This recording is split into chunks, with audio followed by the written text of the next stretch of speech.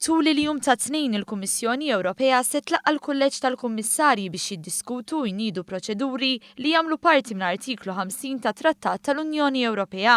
Dan wara li din il-ġimgħa l-poplu tar-Renju Unit ivvota f'referendum u ddeċida li l-pajjiż joħroġ mill-Unjoni Ewropea. Artiklu 50 jgħid li kwalunkwe stat membru jista' jiddeċiedi li joħroġ mill-Unjoni Ewropea skont il-ħtiġijiet kostituzzjonali tal-pajjiż innifsu.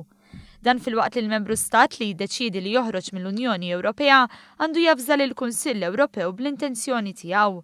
Jekk ma jintlaħaq l-ebda ftehim fis-sentejn li ġejjin, ir-Renju Unit ikollu joħroġ mill-Unjoni Ewropea mingħajr ftehim.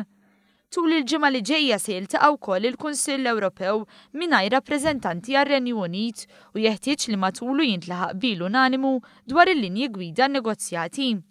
Imbagħad il-Kummissjoni tissottometti r-rakkomandazzjonijiet lill-Kunsill li jadotta deċiżjoni li tawtorizza l-bidu ta' negozjati u li fihom tinnomina l-kap tat-tim ta' negozjati tal-Unjoni Ewropea.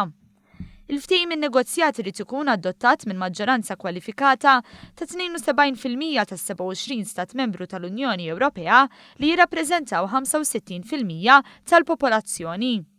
Il-ftehim finali jrid ikun approvat mill-Parlament Ewropew b'votazzjoni b'maġġoranza sempliċi. B'hekk it-tnejn jiltaqa' l-Kulleġġ tal-Kummissarji biex jivvaluta s-sitwazzjoni u jipprepara l-Kunsill Ewropew li mbagħad isir it-3 u l-4.